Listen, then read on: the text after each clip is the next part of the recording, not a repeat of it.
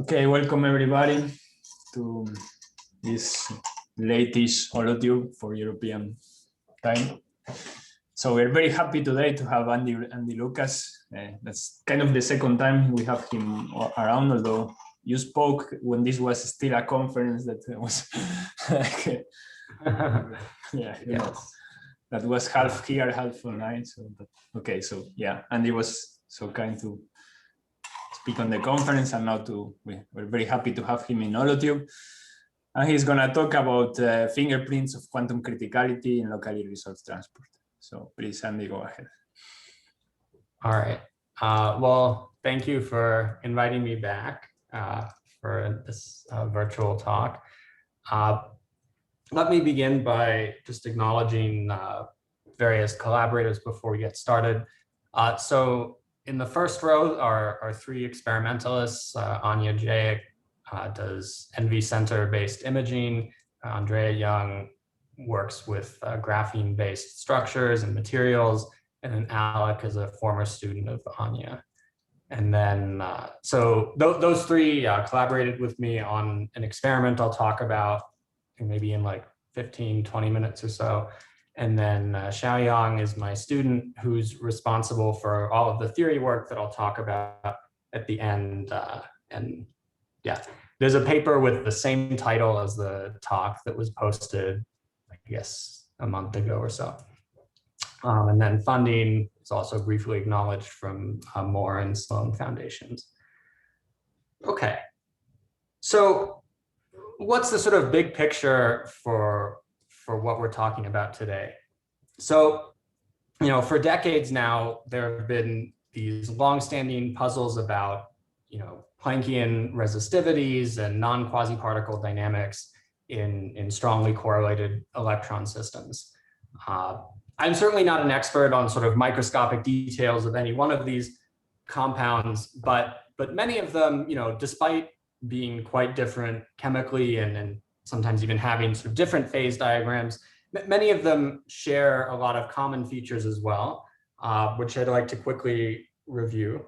So for example, in this one, whatever this compound is, what we're looking at here is essentially how resistivity scales as a function of temperature T and then some chemical doping parameter X, which you can read in this formula. Like many systems that give rise to a strange metal, there is a superconducting phase at low temperatures. And above superconductivity, but still at fairly low temperatures, we see that in this case, at low doping, we have SDW or spin density wave ordering. Whereas at higher doping, we have an ordinary Fermi liquid. Right, I should say that what's being plotted here is essentially the temperature scaling of the resistivity. So they try to sort of estimate what this is at each point in this phase diagram. Wherever you see dark blue, this is basically alpha equals 2. And when resistivity scaling is T squared, this is commonly invoked as evidence for a sort of boring and conventional Fermi liquid, because electron-electron scattering in a conventional metal scales, that rate scales as T squared. In this non-Fermi liquid regime, we have alpha equals 1, and this kind of cone-like structure that sort of arises in between these two other competing phases. This is sort of at least circumstantial evidence for a sort of tentative quantum critical point masked by this superconducting phase. Nevertheless, whether or not quantum criticality plays much of a role in the story here, it's certainly observed that we see linear NT resistivity, you know, in this so-called non-Fermi liquid regime.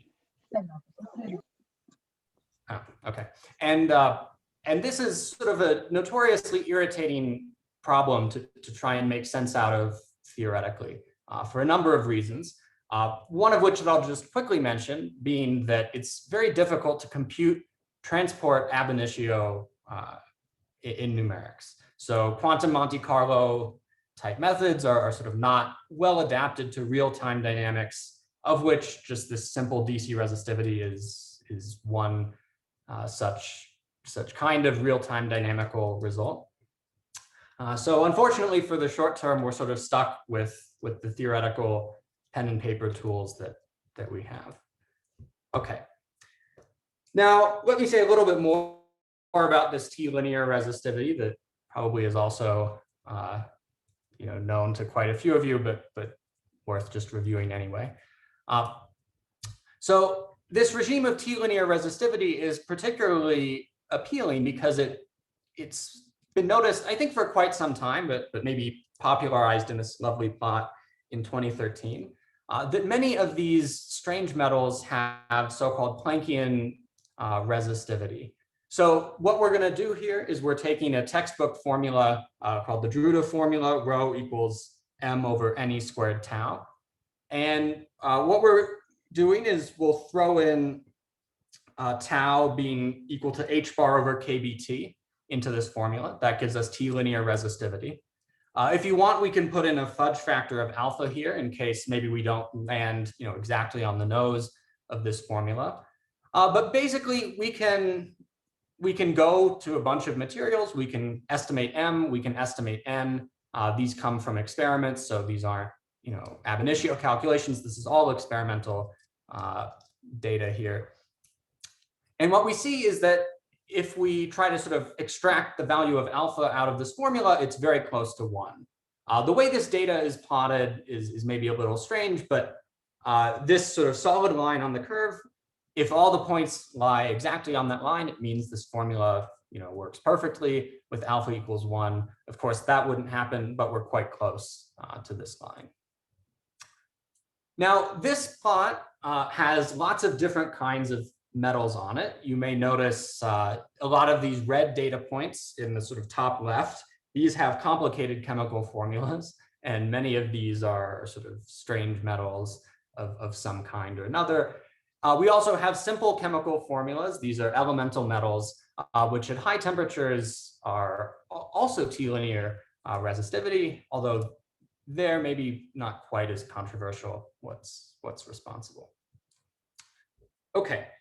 Let me say a little bit more about this. So there are multiple mechanisms that one might envision that could be responsible for T-linear resistivity, and perhaps even for Planckian resistivity, moreover. So the historical mechanism for T-linear resistivity comes from classical phonon scattering. So if you have an electron gas interacting with some phonon gas, if the phonons are at sufficiently high temperature, basically single phonon scattering can scramble an electron, sort of move it all around the Fermi surface. And assuming the phonons can in turn relax momentum, this gives rise to a famous T-linear resistivity. And we believe this is responsible for a lot of what we're seeing in that plot in the elemental metals. Why is it Planckian resistivity? That seems to relate to the observation that some electron-phonon couplings are order 1 numbers, which itself is interesting, but we at least think the mechanism behind T-linear resistivity is known. Now, in the strange metals, the complicated-looking chemical formulas, oftentimes you can see this T-linear resistivity at much lower temperatures than this TBG, where the phonon mechanism would sort of naturally kick in. And so there it's been often postulated that some kind of non-quasi-particle or Planckian based mechanism is giving rise to this T-linear resistivity, where essentially this scattering rate is the fastest one allowed by quantum mechanics, whatever that means precisely. And this has been postulated to be sort of some universality that underlies that plot that I just showed, which does seem to imply, a striking amount of universality from one metal to another. But yeah. Okay. There, of course, could be other things that we don't yet understand. It's hard to rule out the impossible or something you don't understand. But one unfortunate thing is that in order to sort of get this, to make this plot, to see this kind of Planckian universality, we've sort of exhausted the data point that we have, which is rho as a function of t. And since here I showed you data points where rho is linear in t, right? I really have a single number, which is the slope of that line. And that's So we've basically, we've made this measurement, and people have made these measurements for many, many years. We're plotting those results, and essentially just to get to this statement that Planckian resistivity is pretty universal seeming, we've already exhausted everything we can from data. And I think for this reason, it's been a very difficult theoretical problem to sort of understand what the origin of these Planckian sort of seeming universality is, because there's sort of nothing left we can say based on the data that we have, based on the transport data that we have. So you might ask, can we try to improve this situation? Can we try to find some kind of experiment, some kind of technique that would give us a lot more transport data that we might use to distinguish between these, three mechanisms that I've listed here. And certainly this ought to be possible. If we think about what the bulk resistivity of a metal is, it's essentially just the zero frequency and zero wave number limit of a Green's function of a current operator. Okay. And in principle, you could ask what happens when K and omega are not zero. That will give you more information. And perhaps that information could help us to distinguish between all of these different sort of competing theories of T-linear resistivity that have been put forward.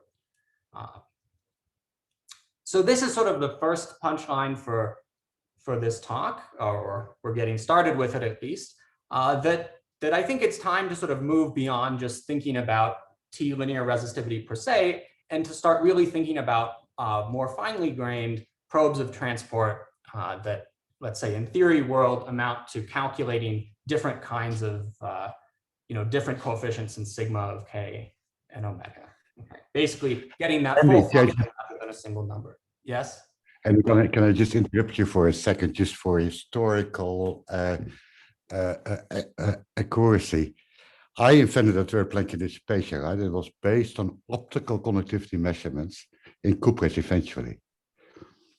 I completely agree, Sure. In order to nail down what you really have, better go optical, right? There's way too much emphasis on DC transport, but that's given in violations of experimentalists. That's my verdict. Okay, thank you. Yeah, I certainly have no problem with that. Just come to you. Okay. Yeah. So, okay. Jan just mentioned looking at optical conductivity. Today I'll talk about something different, which is basically to take omega equals 0, but K not equals 0.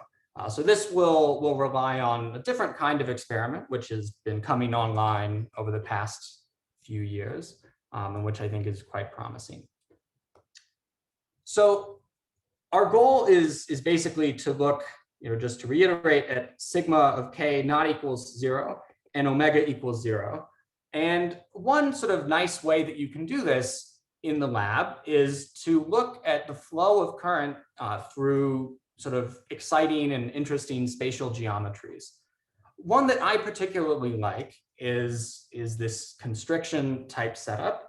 So imagine that this gray here is like a hard wall. Depending on the material you're studying, there might be various ways of putting that hard wall in place, either via some gate or just an explicit sort of etching of the crystal. But nevertheless, we imagine that we've got some wall where the electrons can't flow through the wall, they have to move around the wall. And then we ask, if there's this little opening, how do the electrons actually flow through? Now, historically, what people would have done is they would have etched lots of these constrictions, and you could look, for example, at the conductance, or basically 1 over the resistance of this device as a function of the width. And that's certainly valuable. It's sort of another dimension to, instead of just having resistance as a function of temperature, now you would have resistance as a function of temperature and width.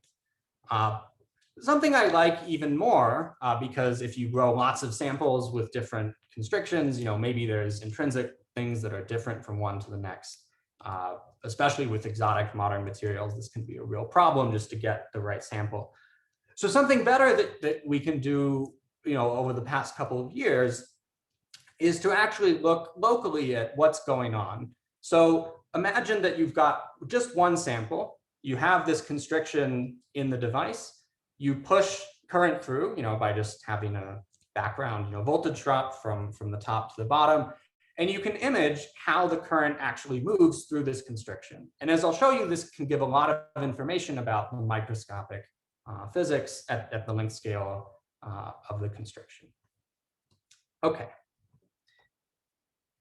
Now, let me try to sketch out sort of how we can actually make theoretical predictions for current flow through this interesting geometry. This is not a rigorous argument by any means, but it's a physically motivated trick, and it gives physically plausible results. So I think it's worth sort of playing around with and seeing what happens. So our logic is going to go as follows. We've got this 2D constriction, and we want to solve for an intrinsically two-dimensional flow pattern in this device. And this is going to be really nasty, if we want to do this microscopically. Even in holography, right, this would be like a 3-dimensional PDE. That's horrible. So what we're going to do instead is to say the following. So we know that, by linear response theory, the current, we can write it as a sort of convolution of a conductivity together with a background electric field. And that electric field can depend on position, okay? And this sigma of x minus y is just the Fourier transform, okay, of sigma of k. Now, this background electric field will have a uniform contribution as well as contribution on the boundary, on the constriction walls, essentially, coming from the fact that, the current has to be pushed through this space, and there can be, space charges that arise to force the current through the constriction. Now, you'd really need a microscopic theory to get so-called induced electric field carefully. But what we can do is just make a guess for what it could be. And what our guess should do is have the property that current doesn't flow through the wall.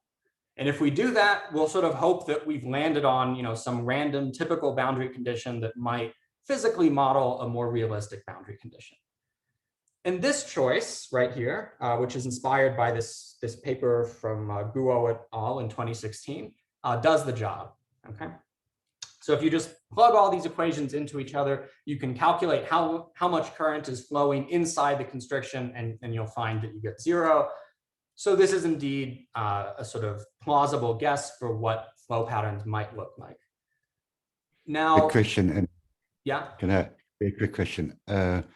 This assumes that you still have a linear response, right? Because you cannot quite capture highly nonlinear currents. How is that? Exactly. Yes, this is all in a linear response. Everything I'll talk about today is a linear response calculation. This is not to say that one couldn't attempt to do more beyond linear response, but it's already a lot that we can explore within linear response. Yes. Okay. Now, the last thing I'll mention, and I just want to advertise this because it's really implementable without very hardcore numerics. This algorithm is really efficient to implement on a computer. So we're generating 2-dimensional images of flow patterns through 2-dimensional currents. We would not have been able to do this if we were solving PDEs sort of the usual way. This trick, however, is quite efficient. It allows us to essentially make the grids much larger than we would maybe with more conventional methods. Anyway, just a technical comment. All right. Let me give you a toy example of how looking at local current patterns can give you a lot of insight into microscopic transport phenomena. So let me look at an example that we think we understand at least reasonably well theoretically. So this is going to be a 2D, Fermi liquid with an isotropic circular Fermi surface. And I'll assume there are 2 scattering rates. This LMR scattering rate, this is like electron impurity or momentum relaxing scattering. This LEE, these are momentum conserving. This is like the inverse mean free path for momentum conserving scattering. And okay, there's some complicated function. You can calculate it in a toy model of kinetic theory. It's not super important. what that functional form is. But one thing I'd like to emphasize is that it suffices to calculate a single function, capital sigma of k. Once you're at finite wave number, essentially current conservation tells you that in 2D, this conductivity had better be essentially 0 unless the current is orthogonal to the wave number. Okay, so we just need to calculate one function. So here's that calculation coming from kinetic theory. And in this toy model, we can already see kind of 3 qualitatively different regimes emerge. So from this function sigma of k, we can see that when we're at very long length scales, we essentially have sigma being a constant. It doesn't scale with k. And this is kind of ordinary ohmic transport, right? Because J is roughly a constant times the electric field. That's what the ohmic transport regime is telling us. Now, if it turns out that this LMR is very long, then we might see a viscous transport regime where it turns out the sigma of k will scale as 1 over k squared. Okay. Let me not sort of derive that for you in any serious detail, but this is a sort of known result. Lastly, if we have essentially very small constrictions, so even momentum conserving scattering rates are very slow, and so this momentum conserving mean free path is really big compared to our constriction size, then we would see sigma of k scaling as 1 over k. Okay, so 3 different possible transport regimes sort of in this simple model. And let's see how an imaging method can sort of tell them apart. So this constriction is a very nice setup for trying to discriminate between at least some of these possible transport regimes. So if you have, for example, an ohmic transport regime, that's the sort of leftmost panel, and you can see that the current will strongly peak around the edges of the constriction. These are simulations, using kinetic theory from this code, or from this algorithm that I mentioned earlier. Okay, so why are there these 2 very strong peaks? This is analogous to something that I think is called the lightning rod effect. Essentially, if you take Laplace's equation and you solve it in a domain that has a very sharp corner, you find that the field lines diverge near the corner. And this is the lightning rod effect because it's meant to sort of induce a lightning strike by creating big electric fields that sort of ionize air near the corners. Okay. It's the same mathematics that's responsible here, right? We have J equals sigma E. There's a corner. We're flowing around the corner, so J is going to diverge near the walls. Okay. This middle regime is a ballistic result. This is the prediction if we're sort of deeply in a ballistic regime. And here the current profile is extremely flat. The rough idea here is that each particle basically gets one shot to either make it through the constriction or to bounce off of the wall. If it makes it through the constriction, right, these are not interacting particles, so it doesn't really matter where you start off with. You just need to be on a sort of straight line trajectory that makes it through, right? But these 2 trajectories are sort of just as good as each other.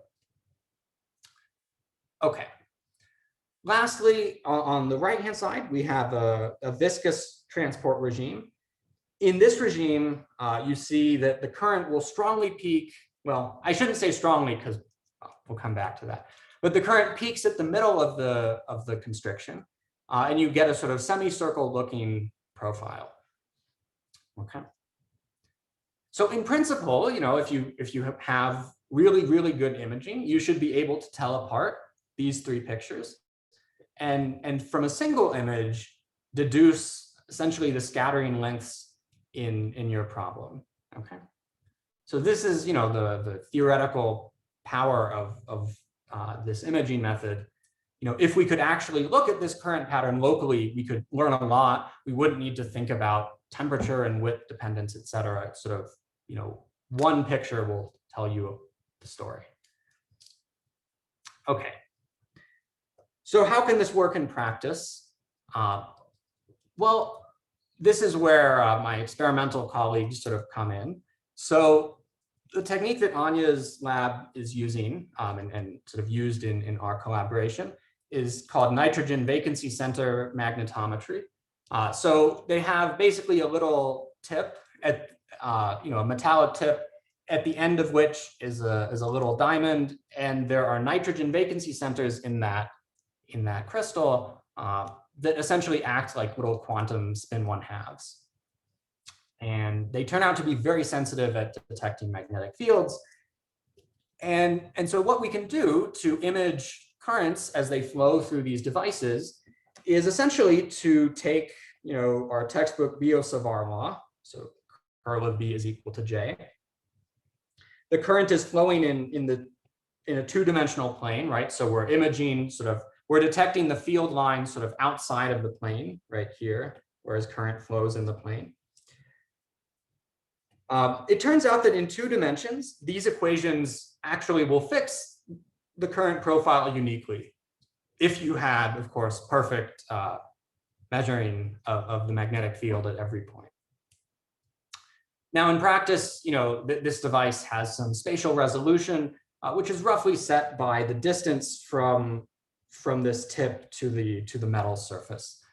In the experiment that they've done thus far, this is around 100, 150 nanometers, although I think that can be improved by an order of magnitude, over the coming years. So essentially what we're going to expect to see is an image of the current profiles that I showed you before, but smeared out over 100 nanometers or so. Okay. So let's look at an example of how that will work. So we take a sample of monolayered graphene, and at room temperature, this graphene sample is going to be dominated by ohmic transport. Okay, so the momentum relaxing collisions will sort of be strong enough that, in the devices that we're studying, we should not see much else. And indeed, if we look at the experimental data, we see that there are 2 peaks, right, where the current is strongest, very close to the edges of our constriction. And we can get a beautiful fit between if we look at, let's say, a line cut of the current through the center of the constriction, we can compare that to a model where we smear out, by an appropriate resolution, we smear out the current profile that's actually there to estimate what we're imaging. And you can see that the smearing is sort of substantial, but not fatal. Okay, so the peaks are certainly much sharper in the simulation that smeared out leaves to the experimental fitting curve, but you can, it stands for itself. Okay, and by the way, right, there's a length scale corresponding to the momentum relaxing length scale that we can estimate based on our simulations, and that agrees very well with bulk transport measurements. Okay. All right. So what we were looking for in this experiment was essentially viscous hydrodynamic flow. So what we look for is the following effect. So we start off at room temperature, and we see that both at the charge neutrality point, so this CNP means basically density is 0, okay? So it's like a charge neutral plasma. Both at this charge neutral point, as well as at finite charge density, the other 2 curves, we see that there are 2 peaks in our current profile. This is our signature for ohmic flow, okay? And then we cool the system down to 128 Kelvin. And now we see that instead of having 2 peaks, the current flow pattern only has 2 peaks right at charge neutrality, whereas at finite density, it now has a single peak. Okay. And this is roughly compatible with, the transition from ohmic physics at room temperature to something else at 128 Kelvin. If you ask the computer what's most probable, the computer will tell you that viscous transport is more likely than ballistic transport based on the shapes of these curves. But actually, curve fitting is quite a delicate issue. So I wouldn't say this is a 5 sigma signal by any means. Probably about 1 or 1.5 sigma. That this system is viscous rather than ballistic. Andy, Anyway. I had the impression, can I get a quick question?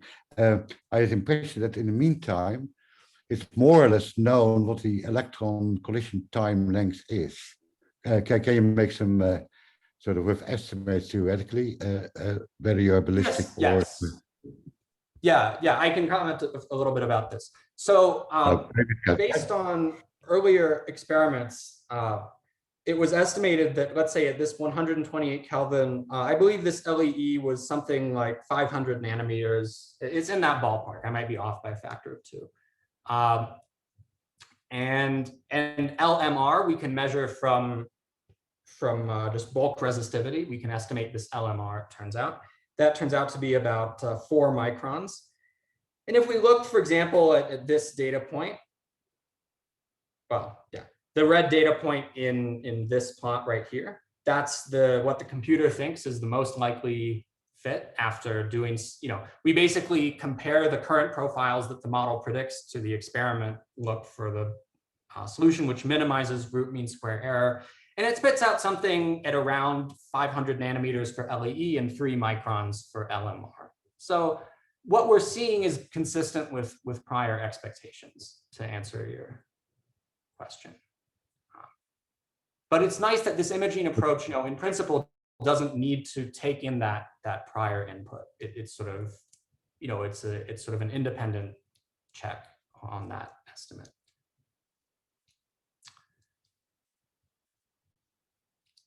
All right. Okay. So I think that's all I want to say about hydro and graphene. This experiment was really meant to look for a theory or look for evidence of a theory that we think we understand, which is, kind of viscous hydrodynamics of a 2D Fermi liquid. And I think that, moving forward, it's time to start applying these same methods to study materials where we don't have a good theory, where we're sort of, we're trying to get inspiration for what might underlie, exotic transport phenomena. Okay, so with that spirit, let us continue on. So the question I'd like to ask for the remainder of the talk is, now that we've seen a little bit about what will happen in conventional metals and in hydrodynamic regimes, whether that hydrodynamics is just pure diffusion, ohmic transport, or viscous hydrodynamics, we can now ask what would happen if, rather than having a quasi-particle-based Fermi liquid, we instead had some non-quasi-particle soup, such as you might expect, near a quantum critical point. In this case, there's a new length scale that we care about in the problem, which is essentially the Planckian length scale. So the Planckian length scale will be h bar over kBt times some kind of Fermi velocity, some velocity scale relevant to the underlying excitations. There's been some, debate over what this velocity is, and okay, this is a reasonable guess. Maybe it's not quite right. But in any case, there should be a length scale that is roughly 1 over temperature, below which we see maybe something what I'll call hydrodynamic. Again, that might just be boring and ohmic. It might be something more exciting. And above this length scale, we should presumably have response that's in some sense dominated by the critical point. Okay. So typically, if you look at correlation functions in one of these theories at finite temperature, you'll indeed see a crossover between some kind of hydrodynamic or thermal equilibrating response at at long length scales, and you'll cross over to something that's described by the pure CFT if z equals 1 and this critical theory is conformal at any rate, at large k or at small distances. I'll mostly focus on z equals 1 theories here, although I think a lot of what I say generalizes. We can come back to that later if desired. But in any case, let's assume that we've got just a regular old CFT at the critical point, just for simplicity. And let's ask what would happen. So at large length scales, right, we think that the response is dominated primarily by the CFT. So we can look up the Green's function for current operators. It's completely fixed by the conformal symmetry of the problem up to an overall prefactor. And unfortunately, we find that at finite wave number kx, the Green's function is entirely real. And so it turns out that the conductivity that we're after is actually 0, because we're relying on the imaginary part of this Green's function. Okay, that's what we want to look for when we look at these images. So that's a bit awkward, although as we'll see, that's not so bad. It actually does have some important implications. But nevertheless, we see that evidently, whatever the corrections are to the conformal theory, those will be important, even at short length scales. Sorry. Andy, can you flash again what your definition of capital sigma is? Okay, so capital sigma is basically going to be, so let me write it like this. So sigma ij of k, now I'm just going to set omega equals 0. This should be, if I have my factors right, something like this. And then sigma of k is basically defined as follows. So at finite k, this is the form of sigma ij. And then right for us, omega is going to 0. Okay, thanks. Yeah. All right. So that's the critical prediction. All right. So how does this get resolved at finite temperature? Well, now we're going to turn to our holographic modeling. So holographic models are really nice for a problem like this because, they're at least numerically quite tractable, and they will certainly interpolate between hydrodynamics and something dominated by sort of criticality as a function of length scale. In holographic models, and I would almost say that in every holographic model I can think of, though maybe one can find an exception. But in the holographic models I can think of, you will find that this sigma of k is exponentially suppressed at large k. Why is that happening? Well, okay, one way you can think about it is if we want to estimate the spectral weight of the current operator, this is going to come from, well, there are various ways of doing it. I have this algorithm where you can calculate the zero frequency response, and if you sort of look for the behavior of solutions at a black hole horizon, you can read off the spectral weight essentially by the magnitude of that of the perturbations that you're looking at. And perturbations that are sort of regular at the horizon will typically be exponentially small if you're at pretty high wave number, right? Because the equations of motion will exponentially decay deep into the bulk. So very generally, we expect from holography that we'll have an extremely fast decay of this sigma of k. It's not exactly 0 at finite temperature, but it's going to be extremely small.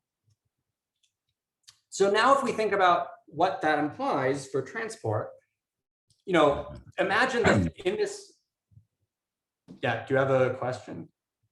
Yes, I have a question. I guess you can also demonstrate this for pure CFTs. Right, so that's at zero density, you just have a CFT, and I would guess that this should be very generic CFT behavior. I can imagine it. Yeah, there's a paper by Cynthia Keeler et al. I don't remember the other authors. And they do try to argue that even at z not equal to 1, this is sort of the expected behavior in field theory as well. So I agree with that statement.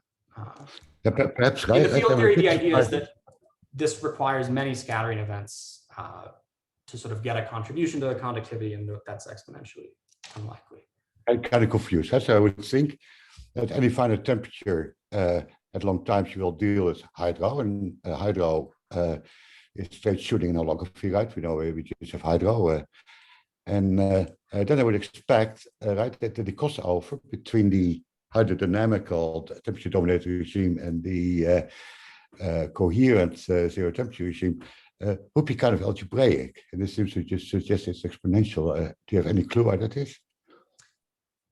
Yeah, so, well, okay, so why this is exponential in particular, I think in holographic models, the reason why this is happening is basically that if you look at the zero temperature solutions to, let's say, linearized equations of motion that are regular at the horizon, or let's say if there is no at least thermal horizon at zero temperature, the solutions will exponentially decay sort of as you move away from the boundary. So for example, in ADS4, which I'll talk about shortly, gauge field fluctuations would be e to the minus kr in the right coordinates. That exponential is why we have this exponential in a nutshell. I believe you well graphically, right? But I always think like in the pure CFT, right? Everything is always algebraic, and yeah, okay. So at the correlation length, right? You know that the that's basically entering in an exponent, right? Mm-hmm. Yeah. So maybe one way to think about it is like yeah. To get. I think this is the argument Keeler et al. Gave. Let's say we want to sort of get, you know, a kick of momentum k from a thermal bath. We sort of need to get, you know, since the thermal bath can give me kicks of order t, I need a lot of them to get a kick of order k, and this is sort of exponentially unlikely to have this all happen sort of all at once. I don't want to hold up you too long, right? It's just curiosity. Right, it's zero density, right? Low variance. So I would think that you can trade in, and you do that kind of K for omega, and then you have a similar question as related to when you go up in the frequency regime, and there I kind of know what happens. Right? You get a crossover from hydrodynamic behavior to zero temperature critical behavior. And there would be prejudice that would be algebraic, but I may be well wrong about it. I just crossover and you can expect exponential. I think in the frequency case, the important difference is that if we go back to this formula, there's an I if you take omega to be larger than k. And so that means that this actually contributes to the signal we're looking at. So I think at least in the CFT, that's like a happy accident in some sense. But yeah, again, more generally, I would say, I think holographically, there are reasons to believe this is quite generic. There are papers that think this is also quite general in field theory, but we don't know because I don't think that many people have calculated sigma of k. When it comes to very general matters, I think, you know, holography is ideal profit, right? It gets always right. It's symmetry related data. Yeah. All right. Anyway, let me keep on going. So yeah. So if we have this sigma, which is exponentially suppressed, then we can sort of guess what the current profile will look like before we turn on the computer. So imagine that you have, you know, we've got this constriction, and, you know, maybe here I have one mode that I can try to push current through. You know, here I have another mode I could try to push current through. That one's probably not likely because I want one that's symmetric, but okay. You know, there'd be a little sine wave with I guess 2 nodes in the middle and so on. And for each one of these channels, right, the conductance is getting exponentially smaller. So you think that, okay, if I want to minimize dissipation, you know, for a fixed voltage, I want to get the maximum current I can through this. I want to push pretty much all of it through this mode, right? The longest wavelength one, because that one has the highest conductance. So we expect that approximately, you know, we're going to see a sinusoidal looking current profile. So one peak in the current in the center of the device. And as we'll see, this peak is quite a bit stronger than it is in viscous regimes. All right. So that's our prediction. Just to say a few words, we've numerically we've numerically run this algorithm I showed you earlier to calculate current flow patterns through constrictions using the Einstein-Maxwell ADS4 holographic model. Okay, so this is really a standard model, and almost everything, you know, about at least what we were wanting to do with it is known. The way that we can calculate these Green's functions is by using this master field construction by Edalati et al. From 11 years ago. So we've calculated these Green's functions, and let me show you sort of the ultimate result. So we calculate sigma of k, we throw it into our algorithm, and then here's what we predict for how current will flow through this constriction. So here we have ohmic behavior. And like we saw before, there's going to be two strongly peaked sort of ears at the sides of the constrictions, where all the current is going to try to sort of wrap around the constriction walls as close as it can, roughly speaking. As you make the Planckian length scale longer, oh, sorry, I should also emphasize here we're looking at charge neutrality, okay? So I turn off the chemical potential in my Einstein-Maxwell theory. This is just a Schwarzschild black hole geometry that I perturb, okay? And so the hydrodynamics in the charge sector of this theory is just ordinary diffusion. Okay, so I expect to see ohmic transport at long wavelengths, which we indeed do see. And as we sort of make the Planckian length scale comparable to the constriction size, and actually, if the Planckian length scale is maybe 3 times larger than the constriction, you're pretty much already in what I would call the quantum critical limit, maybe half, maybe twice as long, I guess. In this quantum critical limit, you see that the 2 peaks go away and you instead get a single highly strongly peaked current profile here shown in purple. Okay. So, at least in this charge neutral theory, we have a very, very easy experimental prediction. If you have one of these imaging techniques, you could very, very easily distinguish the yellow and the purple curves here, right? Okay. As for this green curve, this little green dashed curve that says ballistic, this is what you predict will happen if you have well-defined quasi-particles whose Compton wavelength is much shorter than the Planckian wavelength. In that case, you predict a very flat current profile, and very easy, I think, as well, to distinguish from the quantum critical dynamics, just because in the quantum critical regime, the current is so peaked sort of towards the middle of the constriction. Whereas in other transport regimes, you do sort of still have lots of current near the edges. All right. Next, we can move on to finite density transport. So here the hydro transport, yeah. Can I interrupt you with a hopefully helpful question? Can you argue qualitatively why you get this strong picking in the quantitative regime? Right, it's basically like it's very, very, very funky. Right, the sigma is completely disappearing, I guess. And how does it translate into this picking effect? Can you argue that? Okay. Yeah. So this is the argument I tried to give earlier. Yeah. That one way you can think about it is. One way you could think about it is you want to minimize the sort of power dissipated, which would be something roughly like this. Like you've got all these different wavelengths you can push current through, and you want to minimize the total power dissipated. I guess it's awkward that they're both sigma looking symbols, but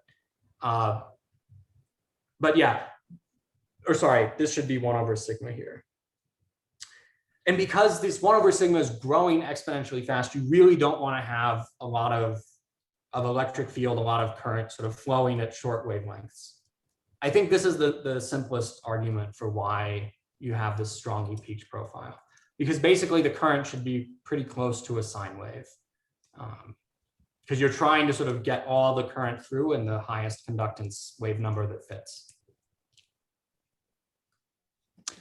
I get it. You just meant to support the talk. It's wonderful stuff. So my intuition would say something of the kind, right? So you go to these smaller constrictions, and your quantitative length scale gets a lot larger than the constriction dimension, and then I would somehow intuitively think the stuff that's flowing there cannot dissipate at all because the sigma of k at 0 frequency is vanishing. So would sure. Dealing with perfect current. Is this a correct intuition?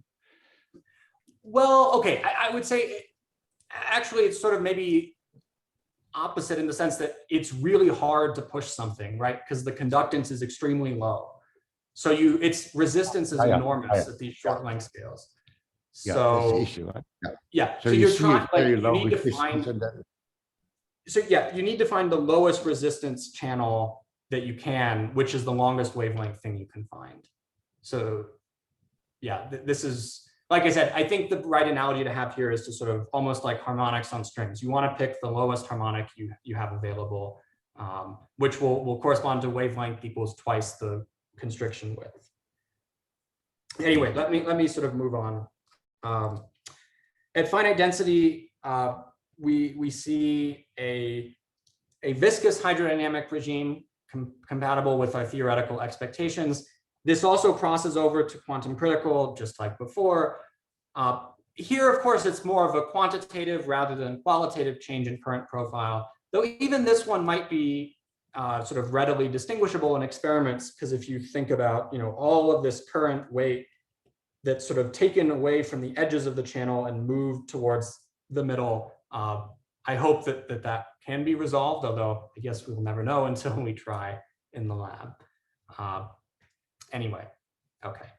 I actually think for what it's worth, it's more likely that we're looking for ohmic to quantum critical crossovers in an experimental system. That one's much easier to resolve. Anyway, okay. So one thing we've done with this framework is we've actually tested how effectively we can describe transport in charge neutral graphene. So charge neutral graphene is kind of like the most boring of all of the, I don't know if I'd go so far as to say non-quasi-particle systems that we have, but it does have a T-linear scattering rate.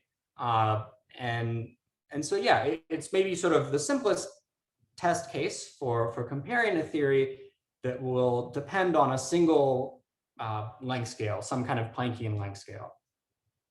In the graphene case, there's going to be a fudge factor in front of this Planckian length scale that comes from essentially the effective QED coupling constant. Let me not explain sort of why that's true, but this is well established in the graphene literature that sort of your coupling, your length scale in graphene will sort of diverge, I think, as 1 over alpha squared, if alpha is sort of the effective coupling constant in theory. And okay, so we basically say in the holographic theory, the Planckian length scale is h bar over kt in units where the speed of light is 1. So to compare the holographic theory to graphene, all we need to do is restore essentially this fudge factor of c into the holographic data to basically convert length scales. And then we can see, does this holographic model describe really the temperature dependence that we can see in experiment? And indeed it does.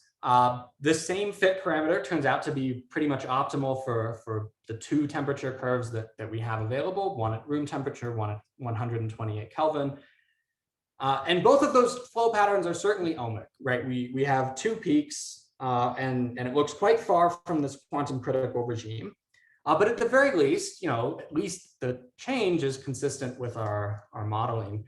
And moreover, it turns out that our fit parameter is quite close to what an independent experiment looking at optical conductivity had backed out from their data. So, okay, this is at least an encouraging sign that these kinds of models can actually be compared to experimental systems. Though, of course, to certainly look for evidence of this criticality or lack thereof, one needs sort of much smaller constrictions. I think this is a doable experiment if someone will do it. All right, just a couple more things and then I'll wrap this up. So we also checked that this sort of strongly peaked profile occurs in a non-interacting critical regime. So if you take just free Dirac fermions, you see rather than a hydrodynamic to critical crossover, here you see a ballistic to critical crossover. What's happening here is basically that when the constriction is too small, there's just no thermally available quasi-particle at the right wavelength, right? And the exponential tails in your Maxwell, Fermi-Dirac distribution start to be really important because you have to find that rare fermion that actually fits through the constriction to get any conductance. So this is why in this theory, you also see this sort of strongly peaked current profile at the center. Again, you're sort of trying to push current through at that sort of longest wavelength you can. And as a final point, if you don't have access to imaging, but you can still make these constrictions. I think that's sort of less ideal because if you have 5 samples, they might have 5 different levels of disorder. It's sort of awkward to compare them. But okay, if you do what you can. If you make these constriction geometries, you can still try to back out which regime you're in by looking at the width dependence of your conductance. This is certainly known, before our paper. People were doing this in these 3 regimes for a long time. The one I'd like to add here is just that we have a new prediction. In your quantum critical regime, the width dependence of your conductance should be exponential. And we've tested this numerically in our model, and it works in the holographic model. This is indeed the conductance of those devices. And so this is another sort of experimental test that you can look for. It's quite striking. It's much more dramatic than W0, 1 or to the 0, 1 or 2 power. So maybe this is also another way you can try to look for quantum criticality. All right. So the punchlines of this talk are as follows. There are new experimental methods that can really image sort of local transport phenomena. You take a sample, you can image it non-invasively, and you can see how current is flowing. And I believe that this is, one of hopefully other techniques, but I think this is a particularly promising technique to try and distinguish between the differing theories for T-linear resistivity that we've come up with. In particular, I think that quantum critical theories have a very clear signature in these kinds of experiments, in having these very strongly peaked sinusoidal current profiles with very rapidly varying conductances as a function of width. And so we hope that these experiments can actually be done in the near future on strange metals, and that one can actually look at locally resolved transport. The last thing I'd mention is that our formalism, really the only part of this story that relied on holography or free Dirac fermions, et cetera, was just the computation of this capital sigma of K, okay? So if you can calculate this sigma of K in another model, whether it's holographic or field theoretic or kinetic, et cetera, you can just run this algorithm again and get your own sort of imaged transport prediction. And so I think this is sort of a quite versatile tool to add to the toolkit, both for theorists and experimentalists. All right, that's all. Thanks. Thank you, Andy. We've had some questions, but let's have some more. Bless. Yeah, thanks, Andy. Could I ask, so when you say you're fitting a holographic model, what precisely do you mean by this? Sure. So basically in the holographic model, we can look at, we run this algorithm, we calculate sigma of K basically as a function of temperature. So this comes from holography. Mm-hmm. Then we can plug this into our algorithm to get basically the current profiles as a function of position. So we do that essentially for every, really what matters is this combination of temperature times the width of the device. And where does this L Planck and the C factor enter in your formula? Oh, sure. So basically what we do is, so the holographic output, so we get sigma of K, we generate a current profile for each value of temperature times width. And then what we do is we say, okay, let's ask which of those current profiles that we have, right? We've got a 1 parameter family of them, which of them is a best fit to a given experimental curve. And we know the temperature at which the experiment was done. We know the approximate width of the constriction that was gated into the device. So we just compare essentially how off is the temperature that we measured from the temperature that the holographic model predicts. And it turns out to be off by about a factor of 5, consistently between 2 curves. But that number 5, is also compatible with other experiments. So it's not totally crazy to think that this is the right ballpark. And so what's specifically holographic about the fitting? Because for instance, Nothing. you know, there's no particular reason why you should do this calculation in a short chill black hole background. You could do it in, you know, any other kind of neutral black hole with like dilatons and whatnot, domain walls. We You know, could. there are many other possibilities.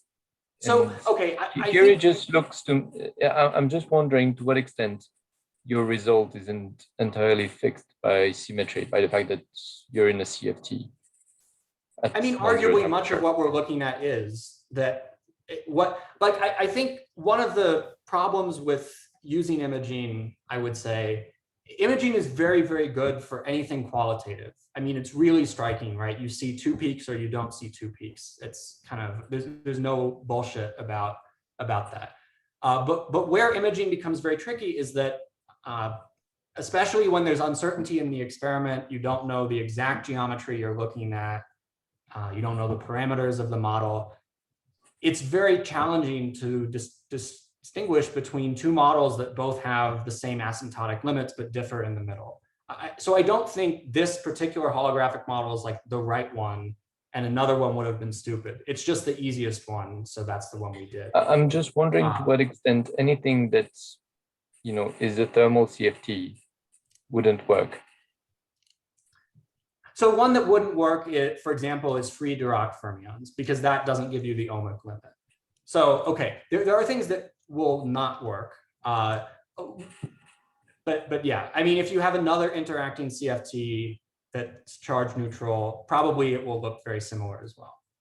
So, but adding to Blaise, would this be sensitive to the kind of like C exponent that you have in your infrared or not? So yeah, if you have other Z and theta exponents, this may look very different. For example, with other Z's, you might get this T in L Planckian might become T to the 1 over Z. And in that case, you know, you would be able to tell, you know, probably you'd still want a few more curves anyway at different temperatures, but like stuff like that. You would expect a completely different curve for this imaging. This is what... Sorry, what was that? So instead of like just a peak in the middle of the slit, you will get something different. This is what you're saying. If I get yeah, I mean, again, I would say, I think the most striking thing is sort of the qualitative pattern that you find. Quantitative details will be quite. No, yeah, that's what I asked. So the qualitative shape of this curve will change. Yeah, if the theory is sort of too different. But I think just adding a dilaton is probably going to allow you, it's going to give you more flexibility to sort of wiggle these curves around a little bit, but I'm not sure that that will buy you very much. Because these are very good, I mean, there's very good fit already. So that's not the problem. The problem is to sort of rule things out. And for that, we need more data, you know, so. And kind of related to all of this, I think it's still a fact, right, that a vast majority of graphene people is basically thinking, you know, also charge neutrality, think free Dirac fermions, and perhaps sprinkle some perturbation theory in, right? Now you just said, yeah, the free Dirac fermions are doing it somewhat, but you lose your ohmic limit, blah, blah. But you just sprinkle perturbation theory around it, just kinetic theory. Wouldn't that basically give you a result that would be extremely similar to what you would compute holographically? Or are there still differences? It depends on how you do the kinetic theory, I would say. One concern I have with that approach is that kinetic theory is sort of not, strictly speaking, valid below the Planckian length scale. You really need the sort of full quantum mechanics at that point. It's true that kinetic theory will give you ohmic transport on long length scales. Wait, Andy. That is basically a majority view idea that says the interactions are marginally irrelevant, right? And right in this regime, the low energy quasi-particles are weakly interacting. So you can just do your kinetic theory, beautiful small parameter. Where is the trouble? So, okay, let me try to answer again. So the kinetic theory approach, I think, will work perfectly fine up to the Planckian length scale, which, to be fair, we're not really at in this experiment. So, okay, it's not. But why can't you get the? I don't see it. I mean, the zero temperature, you know, meat and potato recoupling perturbation theory, right, is like being in that quantitative regime. It's the equivalent of it, right? Of course, you can compute it. What parameter, you know, the interactions are I mean, functionally irrelevant. They disappear in IR.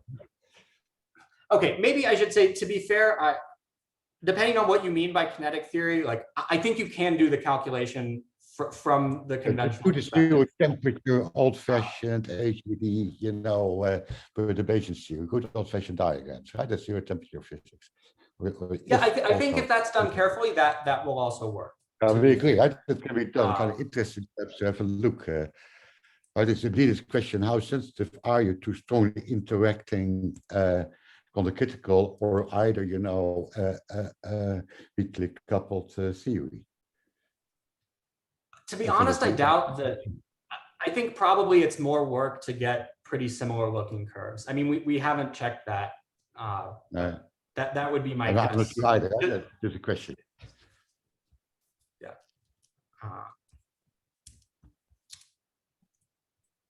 Okay. With any more questions from the audience?